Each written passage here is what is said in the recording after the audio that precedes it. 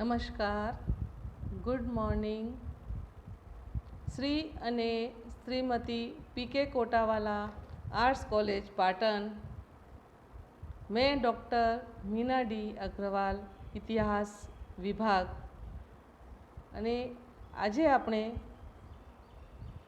ઇતિહાસમાં BSM 3 paper number 303 Bharat વર્ષનો ઇતિહાસ 1818 થી 1885 સુધી.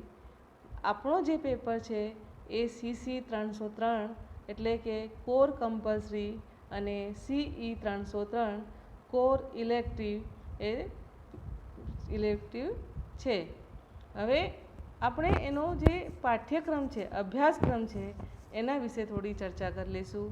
તો આ પેપરમાં 4 યુનિટ છે, એટલે કે 4 ઇકાઈ છે. તો એમાં પહેલી યુનિટ છે, એના પહેલો પ્રશ્ન છે લોર્ડ વિલિયમ બેન્ટિંગના સુધારાઓ, અને બીજો પ્રશ્ન છે પ્રથમ અફઘાન વિગ્રહ. હવે આવે છે બીજી યુનિટ રણજીત સિંહની વિજયો, અને બીજો પ્રશ્ન છે લોર્ડ ડેલાઉસીની ખાલસા નીતિ અને સુધારાઓ, અને યુનિટ 3 છે એમાં 1857ના વિપ્લવના કારણો અને પરિણામો, અને બીજું છે કંપની સમય દરમિયાનની સામાજિક આર્થિક સ્થિતિ, અને ચોથી યુનિટ છે એ રાણી વિક્ટોરિયાનો ઢંઢોરો, અને બીજો પ્રશ્ન છે લોર્ડ લીટન અને લોર્ડ રિપનના અન્યાય કાયદાઓ અને તેના સુધારાઓ. આ તમારો એક આખા પેપરનો જે 6 માસિક આખો જે સેમિસ્ટર છે એ સેમિસ્ટરનો અભ્યાસક્રમ છે. તો હવે આવશે આપણે પહેલા યુનિટનો પહેલો પ્રશ્ન ભારત વર્ષના ઇતિહાસમાં. એ પ્રશ્ન છે લોર્ડ વિલિયમ બેન્ટિંગના સુધારાઓની ચર્ચા કરો, અથવા તો વિલિયમ બેન્ટિંગને એક શાસક અને સુધારક તરીકે મૂળવો. તો સૌથી પહેલાં આવશે પ્રસ્તાવના.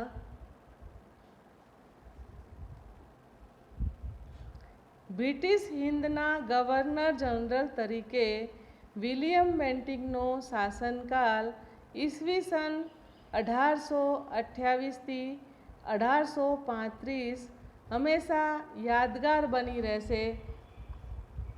આ પૂર્વ અને આ પછી માત્ર વાયસરાય રિપન ઈસવીસન 1880 થી 1884ને બાદ કરીએ તો બ્રિટિશ શાસનનો આટલો જે ઉદારક, સુધારક અને પ્રજા કલ્યાણકારી નીતિ ધરાવતો બીજો કોઈ શાસક ભાગ્યે જ જોવા મળે છે. વાસ્તવમાં તેનો આ શાસનકાળ સુધારા, કરકસર અને પ્રજાભિમુખતાનો આદર્શ સમય હતો. વિલિયમ બેન્ટિંગ જ્યારે ભારતના ગવર્નર જનરલ તરીકે ભારત આવ્યો, એટલે કયા સનમાં ભારત આવ્યો તો 1828માં. તે સમયે યુરોપમાં ઉદારવાદની લહેર ચાલતી હતી, અને તેથી ભારત પર યુરોપીય ઉદારવાદથી પ્રભાવિત થયું, અને અનુકૂળ રાજકીય વાતાવરણ તથા યોગ્ય વ્યક્તિઓના સહકારથી ગવર્નર જનરલ તરીકે બેન્ટિંગ ભારતીય વહીવટીતંત્ર અને સમાજમાં જરૂરી સુધારા કરી શક્યો. બેન્ટિંગે ભારતમાં ઉદારીકરણ, આધુનિકરણ અને પશ્ચિમીકરણની પ્રક્રિયાનો આરંભ કર્યો. બેન્ટિંગે હંમેશા કહેતો હતો કે તલવાર કરતાં કલમ વધુ શક્તિશાળી છે. એટલે તલવાર કરતાં કલમ વધુ શક્તિશાળી છે. જે કામ તલવારથી ના થાય એ કામ કલમથી થઈ શકે છે. અને યુદ્ધ કરતાં શાંતિ અધિક ઉત્તમ છે. શું છે? યુદ્ધ કરતાં શાંતિ અધિક ઉત્તમ છે. એ નીતિનો તેને પૂરો અમલ કર્યો હતો. હવે આવે છે આ એની નીતિ હતી. એને શું નીતિ હતી કે ભારતમાં ઉદારવાદી શાસક હતો અને ભારતમાં સુધારા કરવા માંગતો હતો. તો સૌથી પહેલાં આવે છે વિલિયમ બેન્ટિંગની સુધારવાદી યોજનાઓ. કઈ કઈ સુધારવાદી એની યોજનાઓ હતી જેથી એને ભારતમાં આવીને સુધારા વધારા કર્યા? તો વિલિયમ બેન્ટિંગે ભારતમાં આવતાની સાથે જ જોયું કે ભારતીય સમાજની અજ્ઞાનતા અને સામાજિક કુરિવાજો દેશની પ્રગતિમાં અવરોધ પેદા કરનાર છે. તો સામાજિક પછાતપણું અને અશિક્ષિત લોકોને કારણે ભારતમાં વિકાસની ગતિમાં તીવ્રતા લાવવી મુશ્કેલ છે. તેથી તેણે ભારતીય સમાજમાં સુધારા લાવવા માટેના પ્રયત્નો પર ભાર મૂક્યો અને પોતાના ઉદ્દેશ્યોની પૂર્તિ માટે તેણે આર્થિક, સામાજિક અને શૈક્ષણિક સુધારાઓનો આરંભ કર્યો.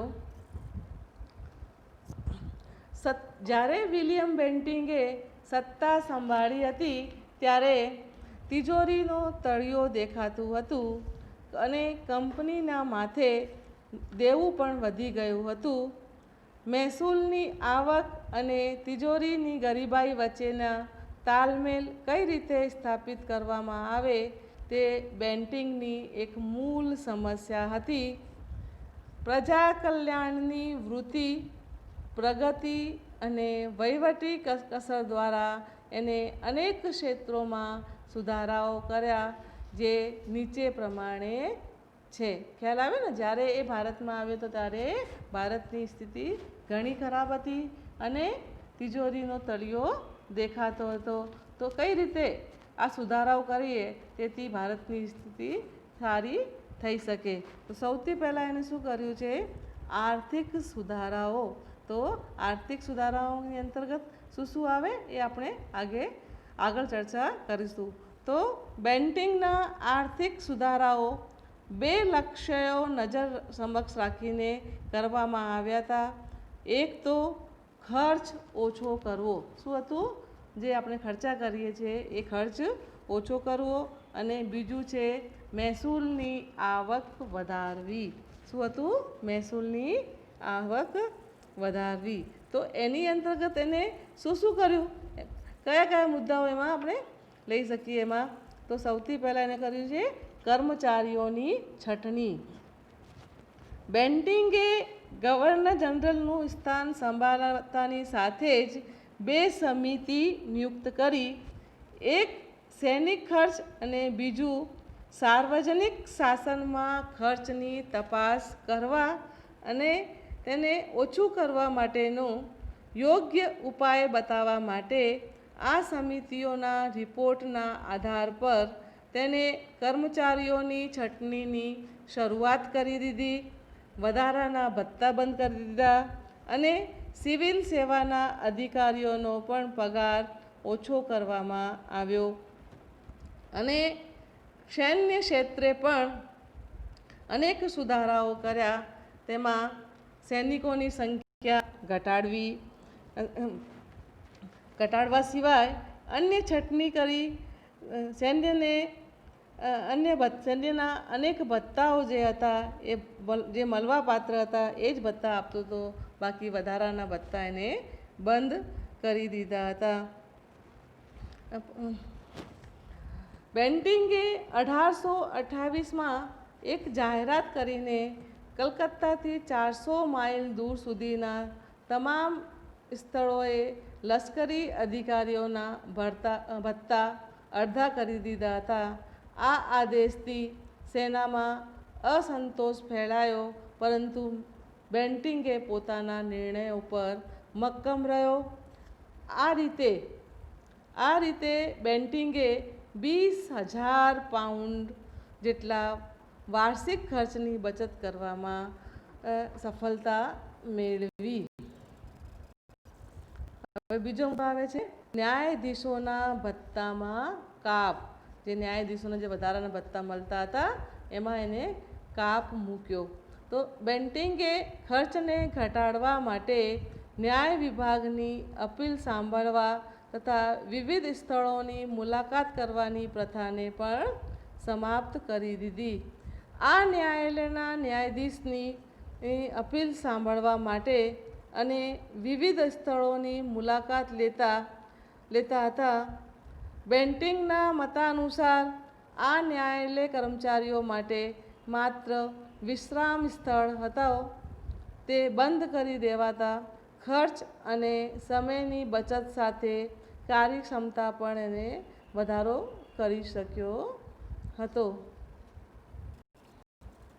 ને ત્રીજો મુદ્દો છે નોકરીઓમાં હિન્દીકરણ.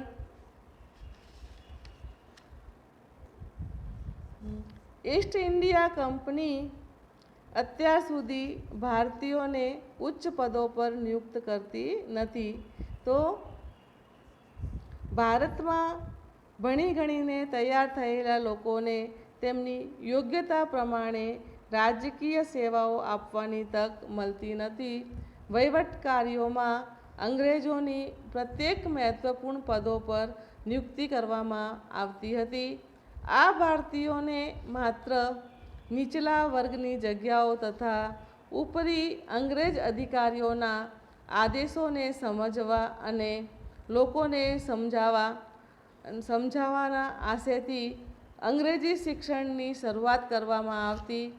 તેથી બેન્ટિંગે એક આદેશ દ્વારા ભારતીયોને ન્યાયાધીશોના પદ પર પણ નિયુક્ત કરવાનો અધિકાર આપ્યો.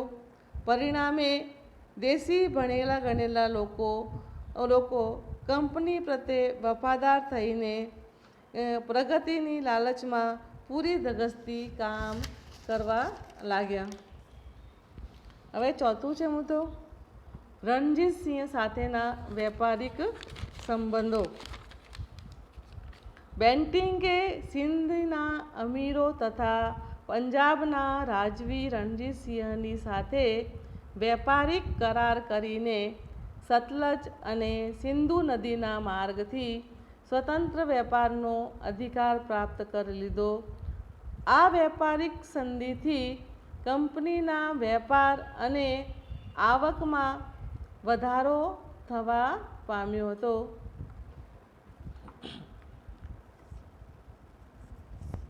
હવે પાંચમો મુદ્દો છે મહેસૂલ વ્યવસ્થામાં સુધારાઓ.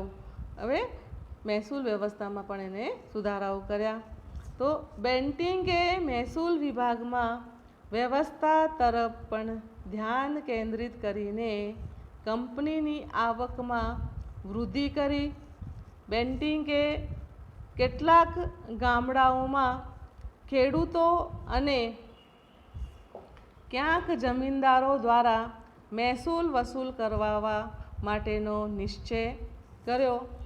આમ મહેસૂલી વ્યવસ્થામાં સુધારો કરવાથી કંપનીની આવકમાં વૃદ્ધિ થઈ અને તેની ખોટને સરભર કરવાની તક મળી. એટલે મહેસૂલની આવક વધારવાથી એને કંપનીમાં જે ખોટ પડી હતી, જે તળિયો દેખાતો હતો, એ હવે થોડી સરભર થવા માંડી હતી. હવે છઠ્ઠો મુદ્દો છે અફીણના વેપારથી નફો. મધ્ય ભારતમાં પેદા થનાર અફીણની નિકાસ ચીન અને પૂર્વના દેશોમાં કરાચીથી થતી હતી. તેનાથી સિંધના અમીરોને લાભ થતો હતો. બેન્ટિંગે અફીણની નિકાસનો માર્ગ બદલી નાખ્યો. તેણે કરાચીની જગ્યા હવે તેને મુંબઈથી નિકાસ કરવાની વ્યવસ્થા ગોઠવી. તેણે અફીણનો વેપાર કરનાર પ્રત્યેક વેપારી માટે લાયસન્સ લેવું ફરજિયાત કરી નાખ્યો.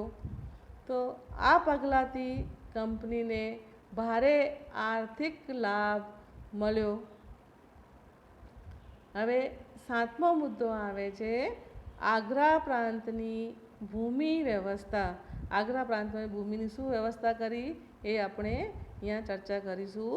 તો બેન્ટિંગે રોબર્ટ બર્ડ નામના વ્યક્તિની આગેવાનીમાં સંપૂર્ણ આગ્રા પ્રાંતની જમીનને મપાવી. તે પછી તેની વ્યવસ્થિત નોંધ તથા નકશા બનાવી તે જમીન 30 વર્ષ માટે ખેડૂતોને સોંપી દીધી. આ વ્યવસ્થા તત્કાલીન પરિસ્થિતિઓને ધ્યાનમાં રાખીને પંચાયત, જમીનદારો અને ખેડૂતો સાથે કરવામાં આવી હતી. ત્યારબાદ આને લગતા કાયદા ઘડીને ખેડૂતોને 30 વર્ષ માટે જમીનના માલિક બનાવવામાં આવ્યા. જમીન મહેસૂલ પણ નક્કી કરી દેવામાં આવ્યું અને આ વ્યવસ્થાથી ખેડૂતોના ઉત્પાદનમાં વૃદ્ધિ થઈ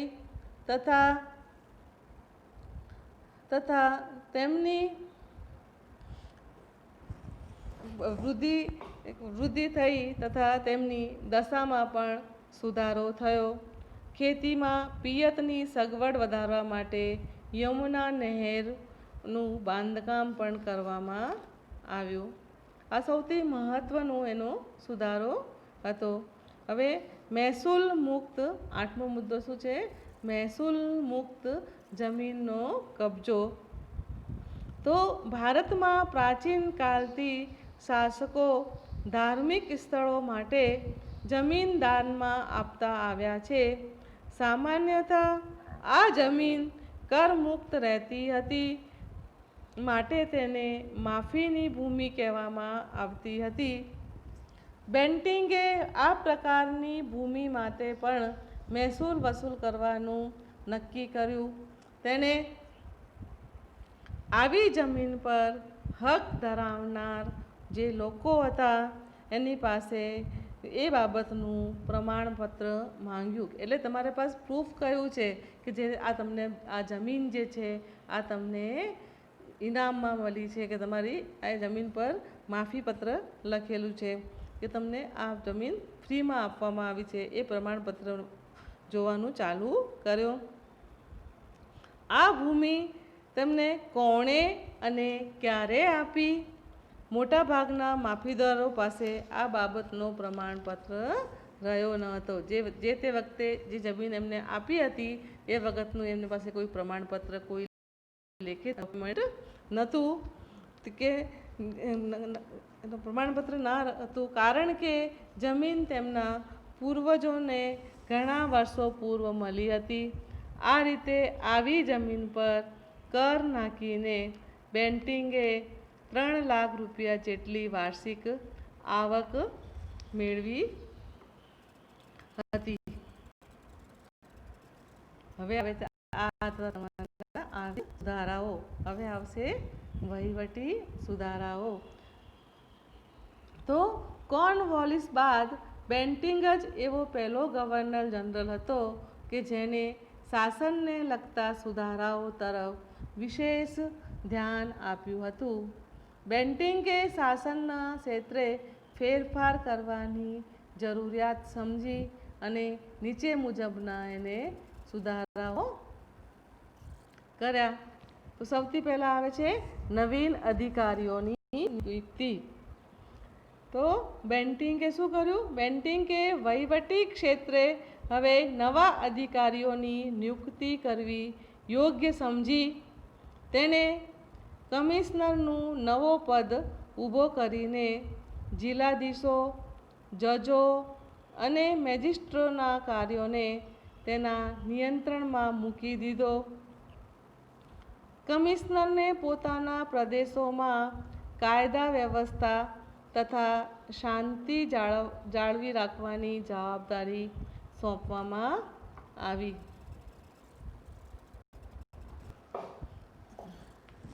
બીજો આવે છે એમાં વહીવટમાં ભારતીયોનો સહયોગ. બેન્ટિંગના શાસન પૂર્વ ભારતીયો માટે ઉચ્ચ હોદ્દાઓના દ્વાર બંધ કરી દેવામાં આવ્યા હતા. તેના લીધે ભણેલા ગણેલા ભારતીયોમાં અસંતોષ વધી રહ્યો હતો. કંપનીનું સામ્રાજ્ય વિશાળ હોવાના કારણે પ્રત્યેક કાર્ય અંગ્રેજ કર્મચારીઓ પાસે જ કરાવવું શક્ય ન હતું. તે ઉપરાંત ભારતીયો ઓછા પગાર પર પણ કામ કરવા માટે તૈયાર હતા. તેથી બેન્ટિંગે ભારતીયોને ઉચ્ચ પદો પર નીમવાનું શરૂ કરી બ્રિટિશ નોકરીઓનું હિન્દીકરણ કરવાનું શરૂ કર્યો. તો હવે ભારતીયોની નિમણૂક ડેપ્યુટી મેજિસ્ટ્રેટ અને ડેપ્યુટી કલેક્ટરના પદો પર પણ થવા લાગી.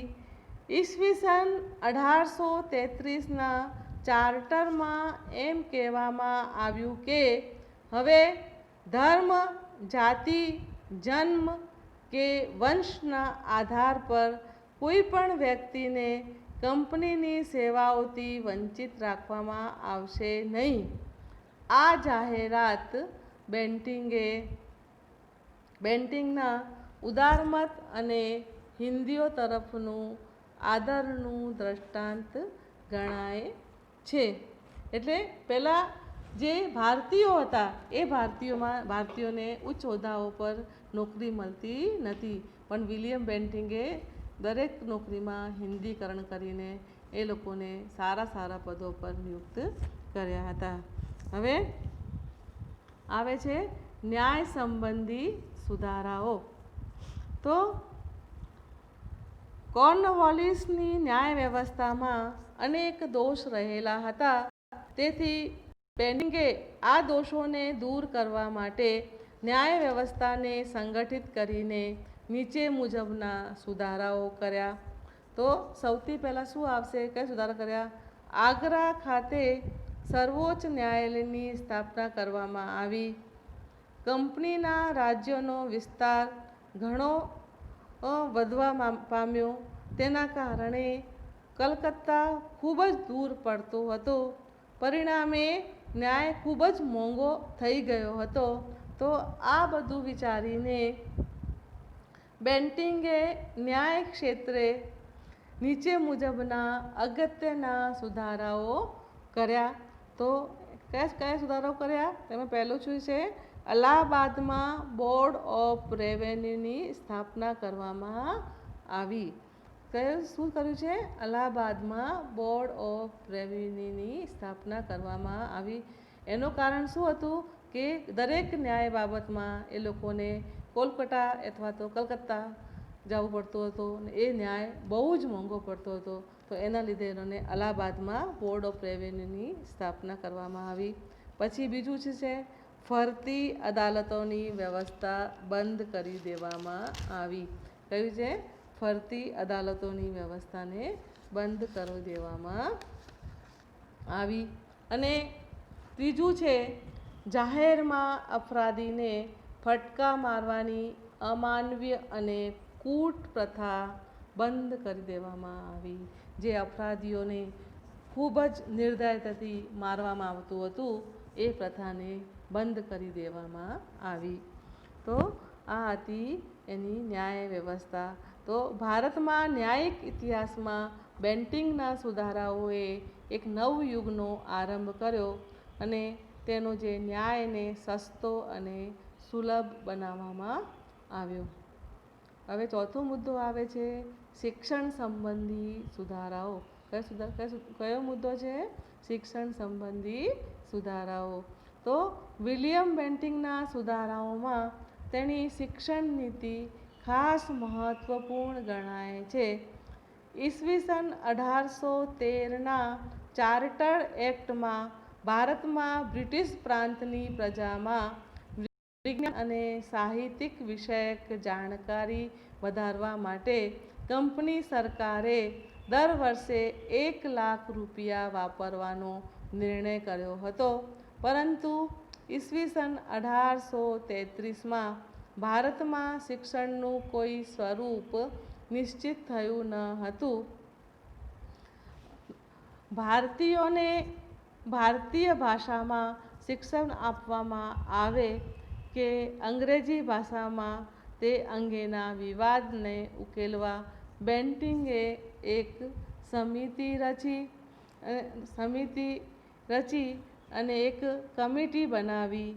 અંતે ગવર્નર જનરલની કાઉન્સિલના સભ્ય ટી.બી. મેકેલોએ અંગ્રેજી ભાષાના માધ્યમથી શિક્ષણ આપવાની વ્યવસ્થા ગોઠવી.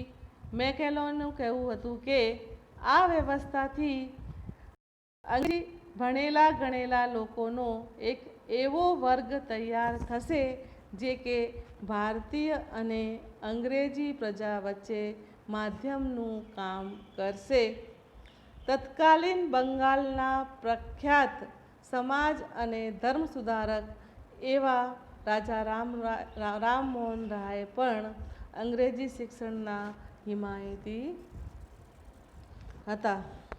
તો આ હતું એના આર્થિક સુધારાઓ.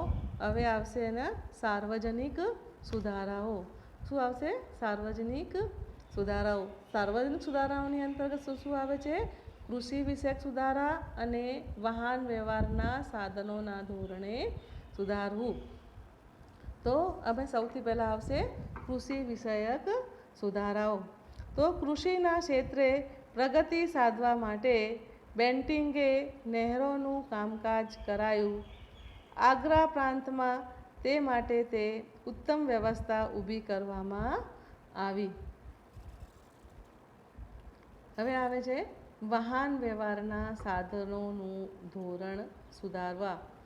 તો બેન્ટિંગે વાહન વ્યવહારની સુવિધાને વિકસાવવા માટે જૂની પુરાની સડકોની મરમ્મત કરાવડાવી. તે ઉપરાંત નવા માર્ગોનું નિર્માણ પણ કરાવ્યું. દિલ્હીથી કલકત્તા જનાર સડકનું સમારકામ કરાવવામાં આવ્યું તથા આગ્રાથી મુંબઈ જનાર નવા માર્ગો પણ બનાવવામાં આવ્યા. એટલે આ વાહન વ્યવહારના સાધનોમાં પણ સુધારો કરવામાં આવ્યો અને એમાં સડકોનું નિર્માણ મહત્વપૂર્ણ ગણવામાં આવે છે. હવે આવે છે સામાજિક સુધારાઓ. તો બેન્ટિંગના શાસનકાળ તેના સામાજિક સુધારાઓ માટે પ્રસિદ્ધ છે. તેણે ભારતીય સમાજમાં જે કુરિવાજો હતા એને દૂર કરવાનો પ્રયાસ કર્યો હતો. વિલિયમ બેન્ટિંગના મુખ્ય સામાજિક સુધારાઓ આ પ્રમાણે હતા. તો સૌથી પહેલાં શું આવશે? સતી પ્રથાનો અંત. તો ઈસવીસન 1829માં વિલિયમ બેન્ટિંગે સતી પ્રથા, એટલે સતી પ્રથા કોને કહેવાય છે, સતી પ્રથા શું હોય છે? તો પતિના શબની સાથે ચિતા પર જીવંત સ્થિતિમાં સળગી જવું. એને શું કહેવાય? પતિની સાથે પોતાને પણ જીવંત સ્થિતિમાં સળગી જવું એને સતી કહેવામાં આવતું હતું. એના પર રાજપૂતોમાં આ પ્રથા બહુ જ હતી કે જેનો પતિ મરી જાય છે તેની સાથે સાથે એ પણ એની પત્ની પણ સાથે સાથે જીવંત બળી જતી હતી. તો એ પ્રથા પર પ્રતિબંધ મૂકીને ફગાવી ભારતીય સમાજની અમૂલ્ય સેવા કરી હતી. તો પૂર્વમાં આવી ગયેલા ગવર્નર જનરલોને બ્રાહ્મણો દ્વારા સ્વીકૃત આ પ્રથામાં હસ્તક્ષેપ કરવા યોગ્ય લાગ્યો નથી. બ્રાહ્મણો એ લોકોની પત્નીઓને પ્રેરિત કરીને સતી થવા માટે પ્રોત્સાહિત કરતા હતા. તો આ જે બેન્ટિંગે આ પ્રથાને બંધ કરવા માટે જે પ્રયત્નો કર્યા તો એ બ્રાહ્મણોને ગમ્યું નહોતું. તો બેન્ટિંગે કોઈ પણ ભય અથવા વિદ્રોહની આશંકાની ચિંતા કર્યા વિના જ એક શ્રેષ્ઠ અને સુધારક ઉદારવાદીની માફક આ દૂષણ પર પ્રતિબંધ લગાવી દીધો. તે મુજબ ઈસવી સન 1829માં સરકારી અધિનિયમ દ્વારા સતી પ્રથાને નિષેધ કરી દેવામાં આવી છે. આ પ્રથાને પ્રોત્સાહન આપનાર અથવા કોઈ મહિલાને સતી થવા માટે વિવશ કરનારને મૃત્યુદંડ સુધીની સજા આપવાની વ્યવસ્થા કરવામાં આવી. તો આવો કડક અધિનિયમ એ વિલિયમ બેન્ટિંગે પસાર કર્યું હતું. તો રાજા રામમોહન રાય બેન્ટિંગની આ પ્રથા સમાપ્ત કરવા માટે રાજા રામ પણ એને પ્રોત્સાહન આપ્યું હતું. અને સમકાલીન યુગમાં અનેક લોકોને આ સુધારાનો વિરોધ કર્યો, પરંતુ બેન્ટિંગે એની કોઈ પરવા કરી નથી. એટલે ખ્યાલ આવે ને, સતી પ્રથા માટે પણ એને બંધ કરી દીધી હતી. બીજું આવે છે ઠગી પ્રથાનો અંત. ઠગ જે હતા, તો સામાજિક ક્ષેત્રે પેન્ટિંગનો એક બીજું અગત્યનું પગલું ઠગી પ્રથાનો અંત આણવાનું હતું. ઠગોએ ભારતભરમાં પોતાની એક અલગ જાતિ બનાવી લીધી હતી. ઠગ હિન્દુ પણ હતા અને મુસલમાન પણ હતા. તેમનો વ્યવસાય લોકોને ઠગવાનો. આ ઠગ લૂંટપાટ કરી પોતાની આરાધ્ય દેવ મહાકાલીને પશુ કે માનવની બળી ચડાવતા હતા. ઠગો પોતાનું એક જૂથ બનાવીને ફરતા અને મુસાફરોને લૂંટીને ગળે ફાંસી આપી મારી નાખતા હતા, જેની ગંભીર અસર વ્યાપાર ધંધા પર પડતી હતી. આ સમયે સરકાર પાસે પૂરતા પ્રમાણમાં પોલીસ દળ ન હોવાને કારણે તેમનો આતંક વધી રહ્યો હતો. તેથી બેન્ટિંગે ઠગી પ્રથાને નાથવા માટે કર્નલ સ્લીમેન નામના અધિકારીની આગેવાની નીચે એક નવો જ વિભાગ ખોલ્યો, જેણે કઠોર પરિશ્રમના અંતે ઠગોના ઉપદ્રવ પર નિયંત્રણ મેળવ્યું. તેમના બાળકોના શિક્ષણ અને ઘડતર માટે જબલપુરમાં બાલ સુધારગૃહ ખોલીને યોગ્ય વ્યવસ્થા પણ કરવામાં આવી, જેથી આ દૂષણને સમૂળપણે નાશ કરી દેવામાં આવ્યો હતો. તો ઠગો શું કરતા હતા? લૂંટપાટ કરીને લોકોનું અપહરણ કરીને એની ભગવાનની આગળ બળી આપતા હતા. તો એ પ્રથાને દૂર કરવા માટે પણ વિલિયમ બેન્ટિંગે મહત્વપૂર્ણ પગલાં લીધા હતા. ત્રીજો મુદ્દો શું આવે છે? બાલ હત્યા પર પ્રતિબંધ.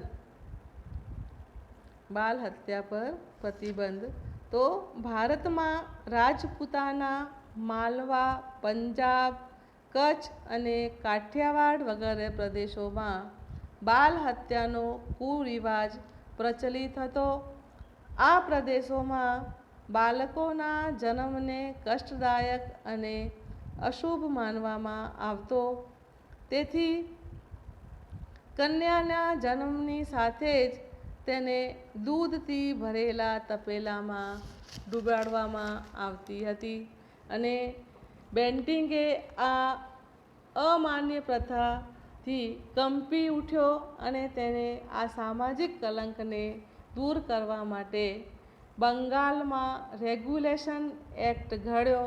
તે મુજબ આવી કોઈ બાલ હત્યા કરનારની વિરુદ્ધ કાયદેસર કાર્યવાહી તથા દંડની જોગવાઈ કરવામાં આવી. તેથી ધીમે ધીમે આ રિવાજ બંધ કરી દેવામાં આવ્યો. એટલે જેમ બાળકીનો જન્મ થાય, કન્યાનો જન્મ થાય, એને દૂધના જે તપેલો હતો એમાં ડુબાડીને અને એની હત્યા કરી દેવામાં આવી હતી. હવે ચોથું છે ધર્મ પરિવર્તન. ધર્મ પરિવર્તન પછી પણ પૈતૃક સંપત્તિ પર અધિકાર. જો તમે ધર્મ પરિવર્તન કરશો તો જ તમારે પૈતૃક સંપત્તિ તમને મળશે. તો બેન્ટિંકે ધર્મ પરિવર્તન કરી અન્ય ધર્મ અપાવનારને ભારતીય વર્ગ એ સુવિધા આપી હતી અને હિન્દુ કાયદા અનુસાર જે વ્યક્તિ ધર્મ પરિવર્તન કરતો તેને પોતાની પૈતૃક સંપત્તિમાંથી હક ગુમાવવો પડતો.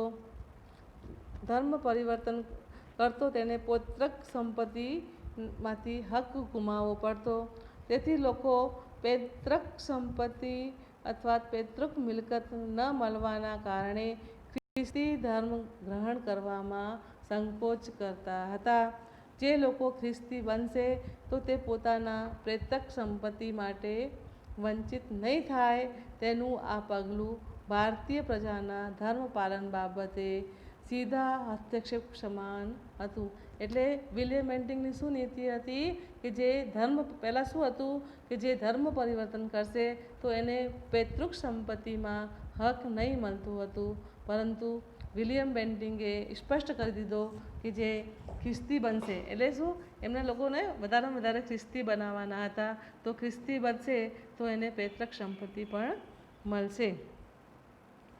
એટલે હવે પાંચમો મુદ્દો આવે છે ગુલામી પ્રથાનો અંત. તો બેન્ટિંકે ભારતમાંથી ગુલામી પ્રથા સમાપ્ત કરી દીધી. બંગાળ, બિહાર અને ઓરિસ્સામાં ગરીબ લોકો પર દુષ્કાળ અને ભૂખમરાના કારણે પોતાના બાળકોને થોડાક નાણાંના બદલામાં વેચી મારતા હતા. ધનવાન લોકો આ બાળકોને ખરીદીને તેમને ગુલામ તરીકે રાખતા અને અમાનવીય વ્યવહાર કરતા હતા.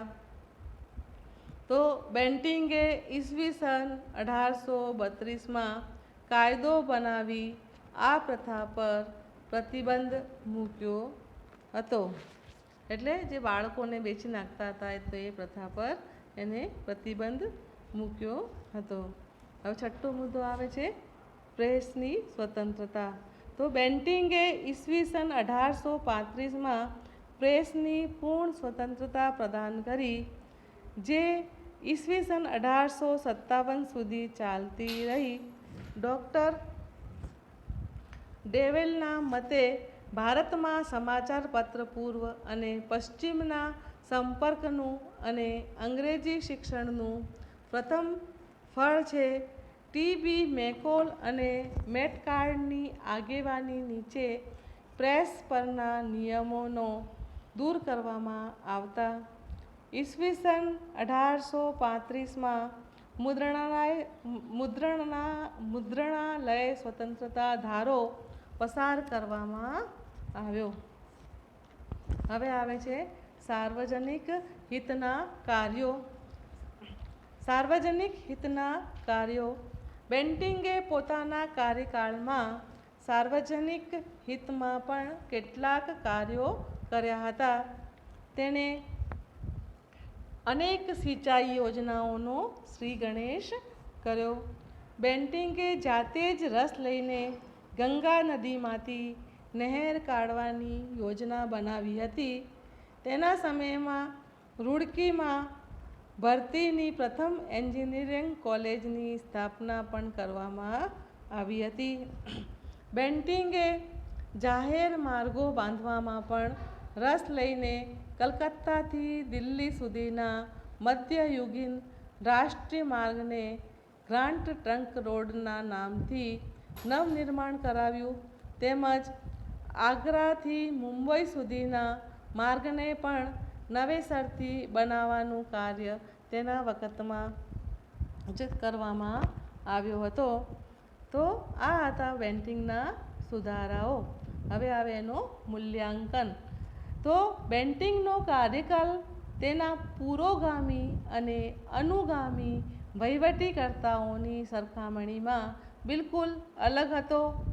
બેન્ટિંકે કંપનીની આર્થિક દશામાં મજબૂતી અને શાસનમાં વ્યવસ્થા આપવા તરફ પોતાનું ધ્યાન કેન્દ્રિત કર્યું હતું. તેણે પોતાના સમયમાં કરેલા મોટાભાગના સુધારાઓ આર્થિક દૃષ્ટિકોણથી જ કર્યા હતા, પરંતુ તેનાથી છેવટે ભારતીય જનતાને જ લાભ થયો હતો. પોતાના આ સુધારાઓથી શાસનતંત્રમાં તેણે નવજીવનનો સંચાર પણ કર્યો હતો. તે માટે જ ટી.બી. મેકેલો નોંધ્યું છે કે તેના શાસનની સફળતા શાંતિની સ્થાપના હતી, નહીં કે યુદ્ધો જીતવાની હતી. ગવર્નર જનરલ બેન્ટિંક વિશે એમ પણ કહી શકાય કે તેના સમયમાં જે ભારતીયોના સાર્વત્રિક ઉત્કર્ષનો સમય હતો, તેના શાસનકાળમાં ભારતીયોનું જીવન સુખ અને શાંતિનું પ્રતીક બની જવા બન્યું. ભારતીય સમાજમાં ફેલાયેલા કેટલાક કુરિવાજો દૂર કરવા માટે તેણે પોતાની માનવતાવાદી છબીને સાર્થક કરી બતાવી અને આમ ભારતમાં આવેલા વિવિધ અંગ્રેજ ગવર્નર જનરલોમાં વિલિયમ બેન્ટિંક પોતાનું યાદગાર અને વિશિષ્ટ સ્થાન બનાવી શક્યો છે. તો એમ કહી શકાય છે. આ હતો વિલિયમ બેન્ટિંકના સુધારાઓ. ધન્યવાદ. Thank you.